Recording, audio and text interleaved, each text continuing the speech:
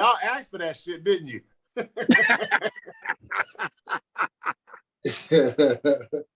Well, good afternoon, everybody. We certainly want to welcome you to this very special Benavidez versus Plant. We're going to call it a trainer's roundtable. I'm Brian Custer. I'm the host of Showtime Championship Boxing. And listen, our version of March Madness, well, it began on March 4th. That's when we brought you Brendan Figueroa, who beat Mark Mixayo. And then last week, it continued on when Tim Tszyu stopped Tony Harrison. And, well, one of the biggest and the best fights of the year is going to go down next Saturday in Las Vegas, Showtime pay-per-view, when former two-time WBC Super Middleweight champion, I'm talking about the Mexican monster, David Benavidez, he takes on the former IBF 168-pound champion in Caleb Sweet Hands Plant. This has been a fight that's basically been brewing for 5 years now. Two outstanding fighters in their prime who, let's be honest, can't stand one another. We thought it would be a great opportunity to talk about this outstanding matchup with some of the best boxing trainers and experts in the business. And we've got four of them, four of the sport's top trainers who are going to discuss and give us their opinions, their insight on this fight. And at the end of our discussion with these trainers, we're going to allow you, members of the media, to ask these guys questions. All we ask is you hit the raise your hand icon there on the Zoom, identify yourself, and then you can ask your question to one of these trainers. Let me introduce them and bring them in here. First of all, we have James Buddy McGirt, who former two-division world champion, 2002 boxing writer, trainer of the year. This man has trained everyone from the late Arturo Gatti, Antonio Tarver, Hasim Rahman, Paulie Malignaggi, Sergey Kovalov. I mean, he's got the current WBO middleweight champion of the world now. He joins us. We've also got Javon Sugarhill Steward, of course, the renowned trainer and the nephew of the late, great Emmanuel Steward. Listen, you know, Sugarhill has got the heavyweight champion of the world, Tyson Fury, in his stable. Also, of course, he trained Anthony Durrell, another former world champion there as well. And we also have Bob Santos, the 2022 Sports Illustrated Ring Magazine Trainer of the Year. I mean, listen, Bob Santos right now training Carlos Adames, the heavyweight contender Lanier Pero, David Morrell. You know what he did with Hector Garcia, led him to become a world champion. Alberto Puello. I think everybody in the world is training with Bob Santos these days. He's with us as well. Good to have you, Bob. And then last but not least, we got Derrick James, DJ. Listen, former fighter, and this man is the 2022 boxing writer, trainer of the year. You want to talk about a stable? He's got the undisputed champion at 154 pounds right now, Jermell Charlo. Of course, the unified welterweight champion of the world, Errol Spence Jr., the lightweight unbeaten sensation in the Ghost, Frank Martin, and just added to the stable, the former heavyweight champion of the world, Anthony Joshua. All right, guys, it's great to have you. So let's get right into this. We got Benavidez versus Plant. I want to hear from each one of you. First of all, your thoughts on the matchup, Benavidez versus Plant. And in your opinion, what makes this matchup so intriguing? Sugarhill, let's start with you. Well, for me, this is one of the biggest fights in boxing right now, and I'm so into boxing, and most people won't believe that I don't watch boxing all the time. But this is one of those fights that interests me, and I know it's very interesting for the public. You have two former world champions, two young fighters that are at the top of the game, and as we all know, it's some bad blood. So everybody wants to see it a little bit personal sometimes, and those type of fights actually make exciting fights because there's more than just a fight on the line. It's something personal within the two of those guys that makes it more interesting. It's just like seeing an old street fight and two guys are talking stuff to each other, and they finally meet up after school or something, and they're getting it on. And this is just bringing a lot of interest to boxing. Myself, as a trainer and as a fan, it's just, both of these fighters, they're at the top. I mean, Benavidez has fast hands, and you got sweet hands. Both of them have the ability to knock out, their opponent, and it just makes it such an exciting fight at 168 pounds. And they've both been asking for the best, and here you got it. You got two of the best right here. Buddy, your thoughts? I think it's going to be a great fight. It's something boxing needs. You have, two of the best in that division. So I personally think that this here should open the doors to more great fights happening in boxing. I mean, now after this, you got Gervonta Davis, Ryan Garcia. So I think that this right here is opening the door and let people know that, real fighters still fight each other. Bob? Well, I know both guys pretty well. I actually lived with David Benavidez, and obviously Louis DeCubas Jr., who I worked with for a long, long time. He helped guide Caleb Plant's career. He's helped advise Benavidez, and like I said, I lived with the guy, so the bad blood it really is there. And I was cordial with both guys, obviously, so they'd put me in the middle of it sometimes. So you knew they were on a head-on course collision. And it's going to be brutal at times, I think, from the perspective of Benavidez. But I think if he gets too intense, you know what I mean, and doesn't stay, lose your head, lose your ass. So if he overgoes there, he can be in some trouble. And I know him fairly well, so we'll see how it plays out. What do you think, Derrick? I think it's very interesting because I like both of the guys. I've known Caleb for a pretty good while, but I think that it comes down to who can take it. Who can implement their strategy best or what they do best. Both of them have very fast hands. Both of them are very athletic. I think it's just going to come down to probably fortitude. Interesting. Where fortitude may be the issue. Sugarhill, I'm curious because you've had to train for both of these guys. When you talk about with Darrell, I mean, you've had to put a game plan together for Benavidez. You've had to put a game plan together for Caleb Plant. No, you said it right. I tried. You said it right. What was the game plan for those guys when you look at those fights? Well, it was two different game plans pretty much for Benavidez. But for Benavidez, it was just to box. To box him and to be strong. And for Caleb Plant, it was just more of it wasn't to box him, but it was to pressure him more because he's a good boxer himself, and he has beautiful movement. So I didn't want Anthony to go in there and try to box him. And Anthony didn't want to box too, so I can't make Anthony do what he don't want to do. So formulating that, I mean, it was just two different ones, but with both of these guys together, I mean, it's an electrifying fight because they can both of the fighters can do both things. They can box and they can both get in there and handle the business. And it was like Derrick was saying, it's whoever sticks to that game plan. I'm curious, when you look at it, what's the strengths, what's the weaknesses you think of both fighters? I'll start with you, buddy. When you look at Benavidez and Plant. Well, I'm just going to be 100% honest with you. I've never really seen Benavidez fight that much. I've seen him maybe fight once. And it was a fight that he just totally dominated. You know what I mean? So, I'm kind of like Sugarhill. I don't watch boxing like I used to anymore because it's pretty much not the same. The game has changed. Now I'm more interested now because the best are fighting the best. So, I know he's big, he's strong, he's fast.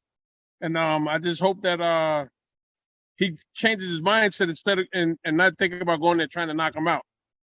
But that could be dangerous with a guy like Plant. What do you think, Derrick? Strengths and weaknesses of these guys?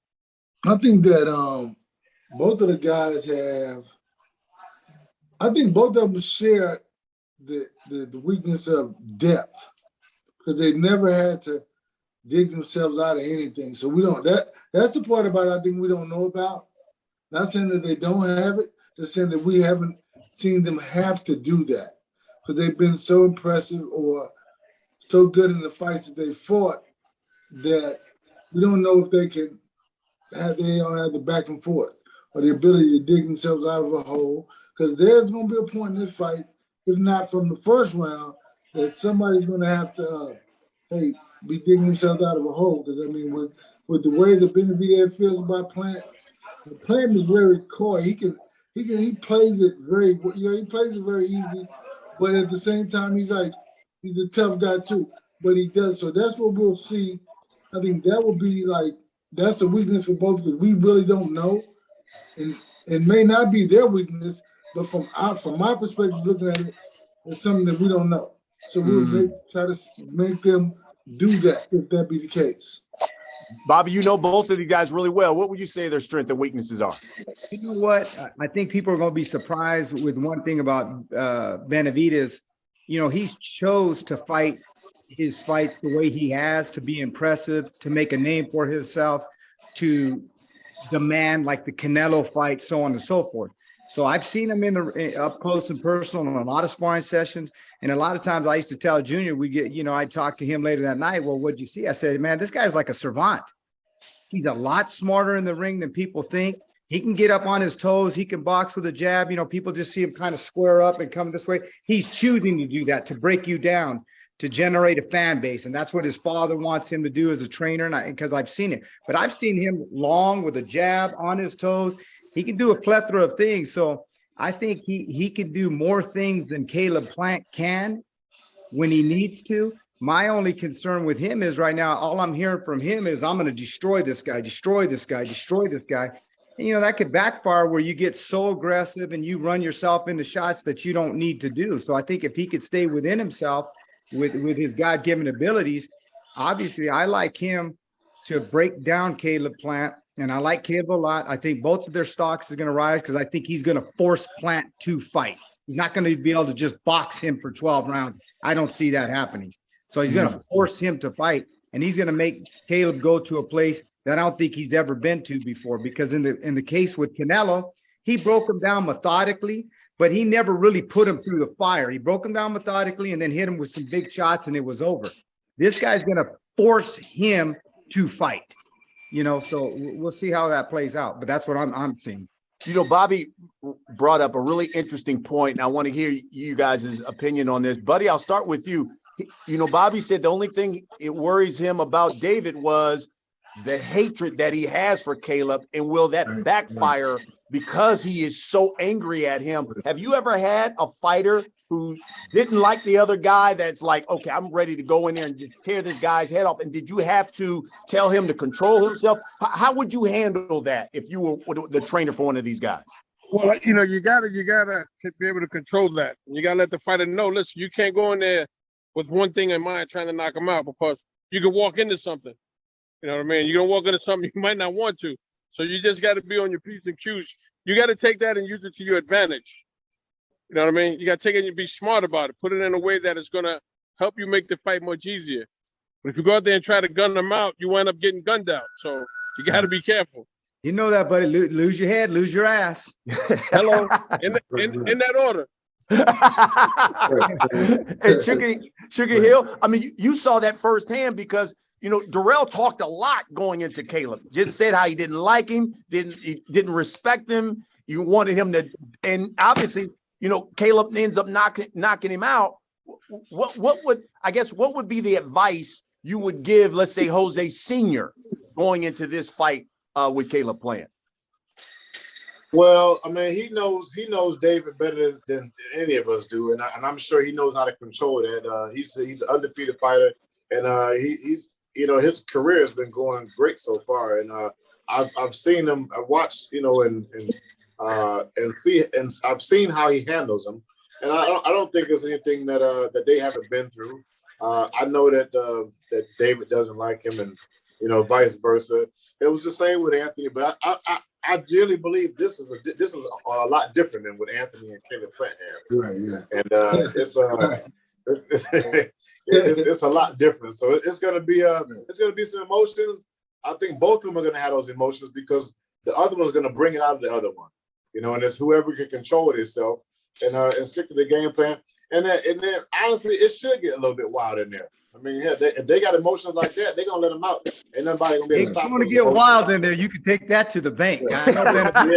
It's gonna get wild in there. That's gonna happen. Yeah, one of them gonna want to make the other one get wild. They're gonna both be trying to break each other's composure off, you know. So Yeah. Derrick, give me your thoughts. Have you ever had a fighter like that who had that kind of what? animus for his opponent? I had a fighter like that. I won't say his name, but what I'll say is that It wouldn't happen to be Charlo, would it, Derrick? no. I seen him a few times too, him and Lauren, and it got real nasty in there. I said, God damn, we sparring, calm down. There's a fight in one. No, not him. But I'm just saying, I've had a fighter to fight somebody, and I had a strategy that I had to make two strategies, right? I had to make a strategy of him fighting and a strategy of him boxing. And then whatever he felt, because it's like you really can't control him as much as whatever he felt, I had to coach him from that perspective. So Derrick, boy, you almost sounded like Charlo to me because I think it's him. I'm not sure. You don't want to throw him on no dirt under him, but I almost think it's him because that boy got some fire. No, to be honest, no, I'm serious. No, it was a fight where it was somebody who was talking trash from the team, right? So I knew that my guy was taking it. So he was just feeding his fire, And so, he just went in there and, hey, Bob, y'all stop. But it's not, we just gonna say, hey, it's what it's difficult to keep these guys on the right path. You know what I mean? Like, to follow strategy, but you gotta kind of I don't know. Well, how about this, David? Derrick, let me follow up. When you had, because Bob brought up Charlo, him and Harrison, that Bill, I mean, right. Those two, oh my. So what did you do in that second fight to say, Mel, I need you to stay focused. Don't fall for the stuff that he's saying here at this press conference, because it was there. What did you do to try to rein him in? Obviously, he got the win in the stoppage. Well, wait, let me start this over. First of all, he mentioned that about 4 weeks ago, about that, Coach. I really believe what he was saying about you in the press conference. I'm like, man, what are you talking about? Like, you think I'm gonna call him and tell him, you're my guy? What are you talking? But no, but really, it's like I just kept him the composure in the game plan. So listen, you can't let him, because he's really acting. Tony is I'm sure Sugar knows him better, but he's a hilarious guy who cracks. You hear all this? Now we know why he's trainer of the year, right? It ain't just the mitts, it ain't just the heavy bag. He's a psychologist. He's a comedian, man, and he's really trying to get in your head. So like, you gotta stay focused. You gotta stay on track. I mean, even afterwards. I mean, listen, and to go back after that press conference we had, Jamel was so mad they left me. He believed initially what he said. He said, they left me in LA, man, and we were down in so we had I forget where we were, but he left me at the press conference. But that's how mad he was. But for training him, I had to get deeply, mentally, just listen, man, stay on your jab and stay focused, stay composed. Because if you don't, he's gonna get you. Yeah. You guys talked about Jose Sr., obviously the father trains David Benavidez. Buddy, I mean, listen, in your long career, and we've seen this in the sport, where a father-son trainer, it's gone great, and sometimes it's flamed out. Is it a good thing when you have the father-son trainer dynamic in this sport at this level? I think what happens is it's all good and gravy until you get into situations where shit ain't clicking. Now you got to see how good it really is going to work. It's like, say, for instance, when Shane fought Vernon Forrest the first time, when Vernon had his number, Shane had no answers. And then after the second fight, him and his dad were, never the same really anymore. So I just think that it all depends on how they both handle when shit don't go the way they plan, how they're going to, get on the same page in that 1 minute in between rounds. Sugarhill, your thoughts on that? The father-son dynamic when it comes to the sport at the elite level. A lot of it with the father-son is very emotional. So you got the father, who is someone who the son looks up to dearly and has been always trying to please and to satisfy and to, make him happy and, things like that. Sometimes it's difficult, and sometimes the fathers know their son, so they know that sometimes talking trash and becoming emotional is going to bring the best out of their son. So it's just knowing that person and knowing how to bring the best out of him and knowing how he reacts to certain things.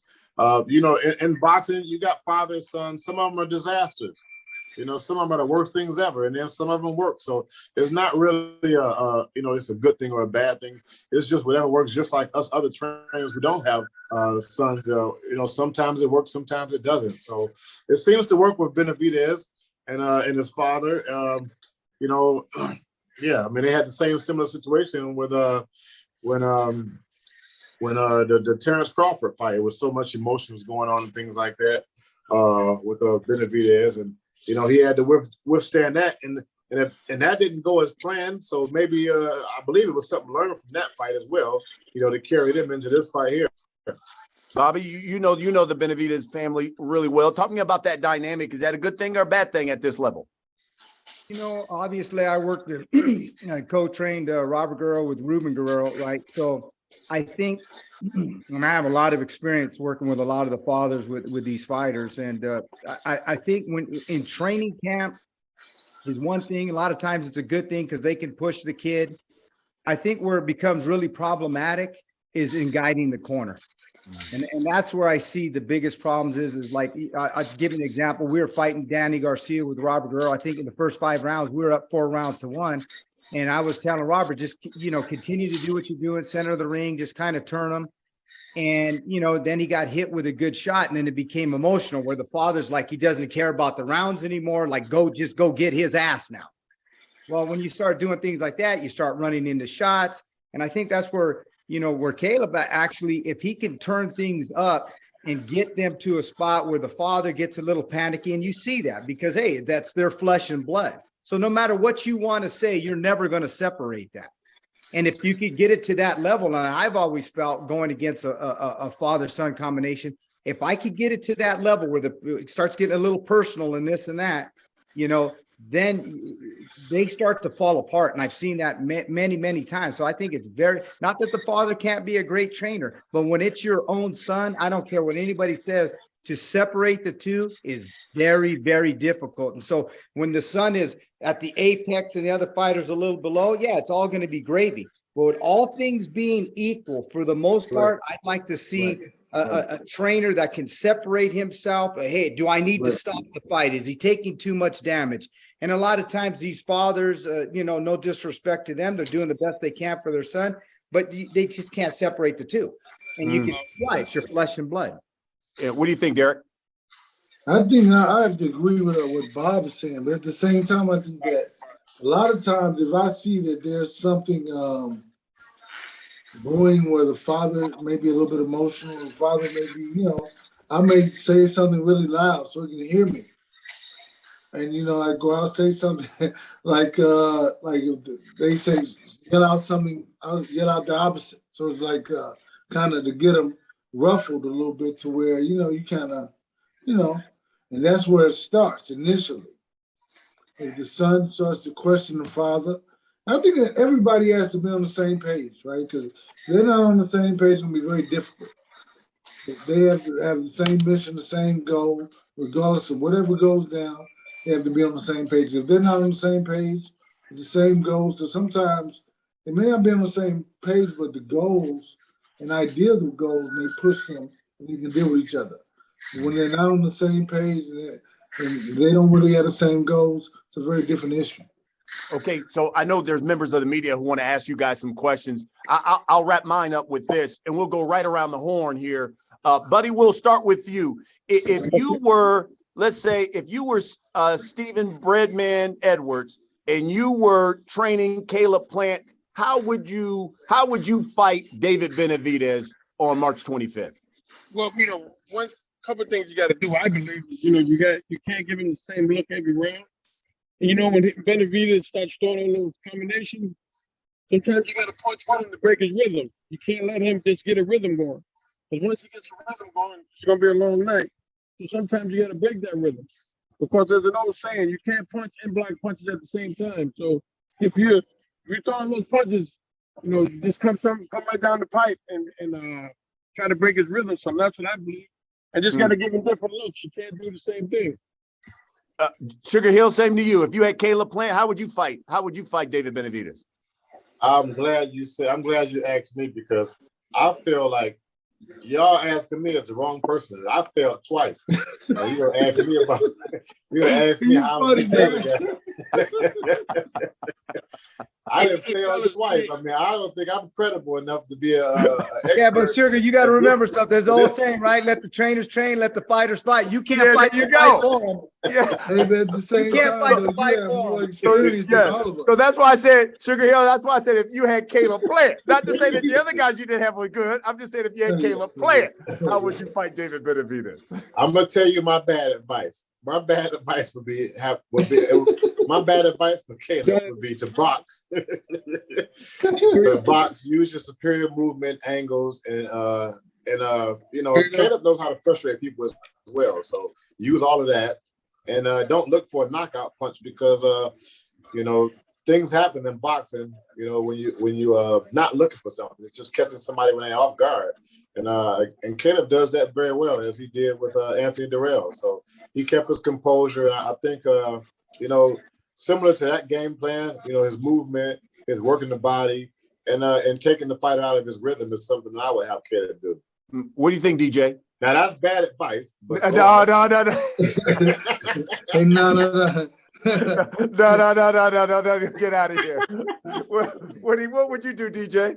If I was fighting David Benavidez, man, I would do my best to not let him be himself, right? Because I mean, I think it's very difficult when you let those rattle those punches off. I would do whatever I could to take that away, offset him, and really it'd probably be with the movement may be best for him to kind of not let him be himself. Because I think whenever you get him standing right in front of him, it's always a bad day. You know what I mean? And I think that you got to practice on holding and clinching. Because if you don't, you're going to be in for a long night. I mean, because it's like once David lets start letting those punches go, hey, man, hey, I don't know what to do. You know what I'm saying? So I think it's like a lot of holding, a lot of clinching, and a lot of not letting him be himself. But like I said, Sugarhill, it's easier said than done, because we all say it, but until you get in there with him, and he started throwing a yeah. I got it. Bobby, what about you? If you had Caleb, how would you fight Benavidez?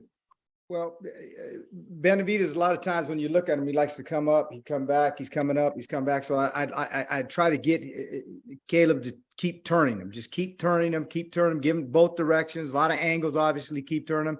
And like Derrick said, there's no doubt about it, you better tie up on the inside, because he's got fast hands and he's very vicious to the body. So, boy, I'd be MMA all night long on his ass. Buy some MMA lessons for the home bar. Yeah. All right, so we'll wrap it up with this, buddy McGirt. If you had David Benavidez, how would you fight Caleb Plant? Look, now buddy done went to the gym on us. So we'll go to you. We gotta work, man. We gotta work, baby. Gotta work. We'll go to you, Sugarhill. If you had David Benavidez, how would you fight Caleb Plant? My bad advice for Benavidez fighting Caleb Plant would be to know how to cut the ring off.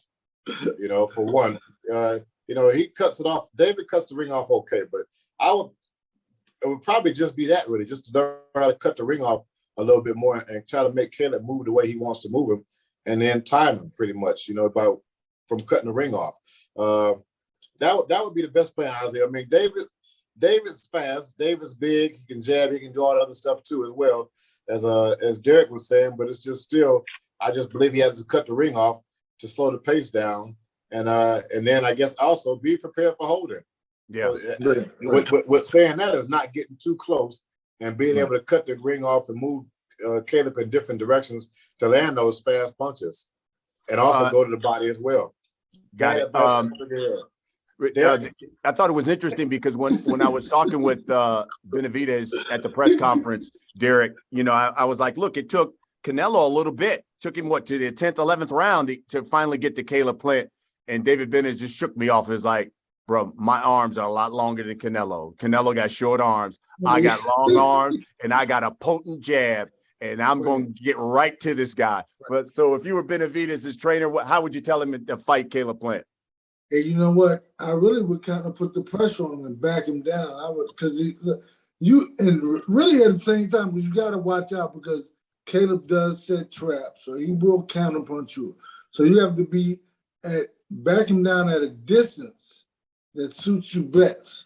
But I think the pressure, and hopefully he'll succumb at the end of the fight. I think that's what they're basing it on, is from Canelo. So I think they just got to keep on putting the pressure on him. And hopefully, but at the same time, like I said, he's a great counterpuncher, and he has great defense, and he has great angles. So I think that you just have to really be 2 steps ahead of him in every move. If he does this, you do this, because other than that, you're walking into something. And at the same time, that emotion that he does have, and he really doesn't like him for real, is it may be something that he's going to have to deal with, and maybe even in the fight, because he may go in there with it, but once it doesn't work for him, he may have to sit back and say, okay, all right, now I got to focus on strategizing game plan. Because, you can walk into a hole. Yeah. Bob, you got the floor here. Controlled aggression is what I would have with him, because no matter what, I know David very well. Like I said, I lived with him. He really can't stand the guy. I mean, when he's saying he wants to put him in the hospital, you could take that to the bank. He wants to put him in the hospital. I mean, I know him. So you got to control the aggression. You got to know that as the trainer. Say, look, we got to break him down methodically. You can't just go in there with reckless abandon. At times I'm hearing that from him. And so, work behind the jab, definitely work behind the jab, control the distance, like Derrick said, and break him down methodically. Just pressure, but methodically. Keep pressuring him, keep jabbing him, keep touching him to the body every opportune time that you can. And then when the time is right, where, Caleb's not going to be able to move as much, if he can't move for 12 rounds, he's going to be in some serious trouble with him when he's got to fight fire for fire when he settles him down. If that happens, it's good night, Irene, for Caleb Plant. If Caleb Plant can continue to move, tie him up and this and that, then it could be a long night for Benavidez. That said, I'm picking Benavidez by probably maybe late stoppage. Listen, guys, this has been a great conversation. I know there's members of the media who's got some questions for you. So members of the media, all you got to do is hit the raise your hand icon there on the Zoom. Let's bring in Andrew Roberts. He's from Swanson Communications.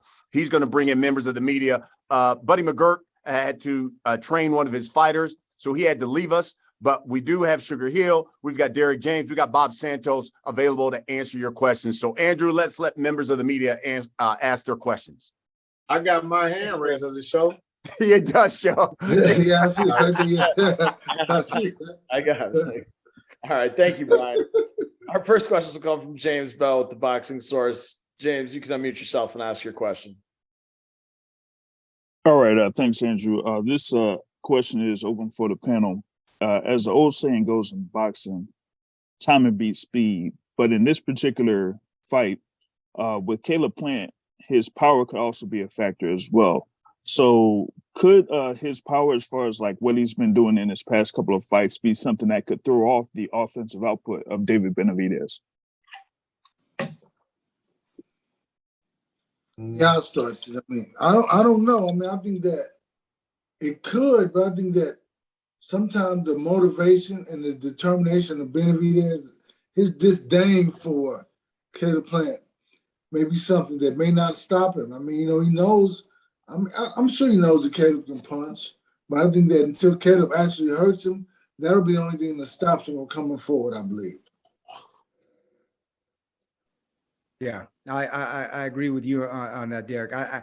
We all know the punch you don't see coming is the punch that can hurt you, and obviously anybody can get hit with a punch they don't see coming at any given time, but I'm not seeing that. I just think Benavidez is strong, big kid, and I'm just not seeing it. I know he was sparring with guys like Cali Pavlik when he was 14 years old, going to toe with guys like that. So I don't see that happening, but we'll see.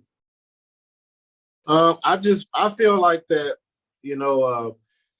I don't think Caleb's going in there with the power, and I don't think David Benavidez respects Caleb punching power. He's just, his biggest knockout was he knocked out Anthony Derrick, and that was one of those punches that you didn't see. So it could happen to anybody, but both men are strong, and they both, either one of them get knocked out with either one of them's punch because it's boxing. This is a 168-pound division, and both of these guys are, not big punches, but they can hurt somebody and knock somebody out. Yeah, that's a good point. Is there, if I can follow up on that gentleman's question, is there one defining quality that's going to be the difference in this fight? And I guess that's for all of you guys. If you look at the matchup, Sugarhill, is there one thing that you could point to and say this will be the difference in this fight? What do you think? No, I don't think it's a big difference in the fight. That's how close it is.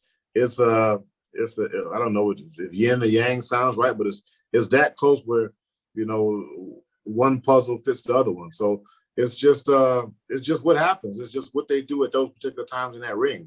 That's how close it is.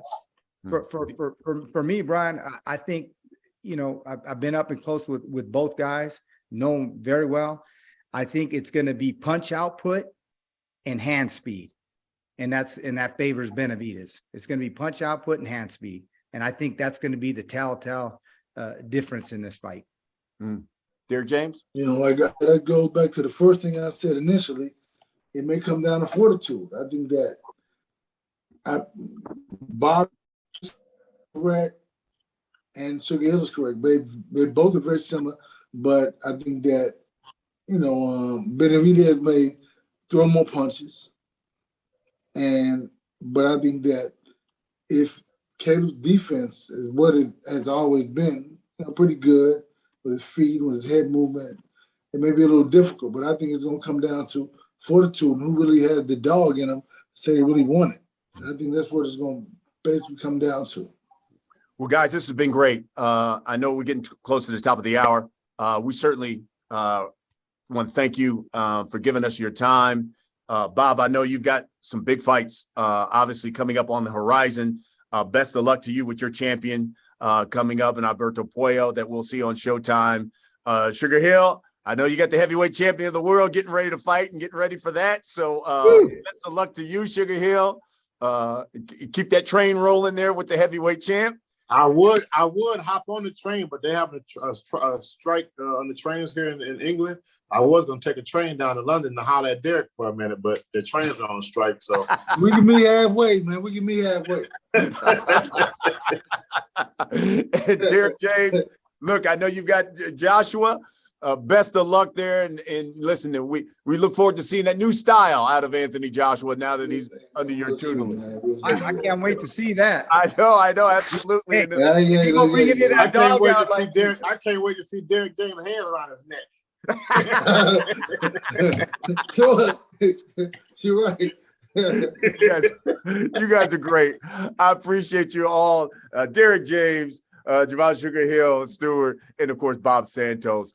We thank you, and of course, hey, look, we hope you guys enjoy the fight on March 25th. It is Benavidez. It's Plant. It's Showtime pay-per-view, March 25th from Las Vegas. I'm Brian Custer. Thanks for joining us.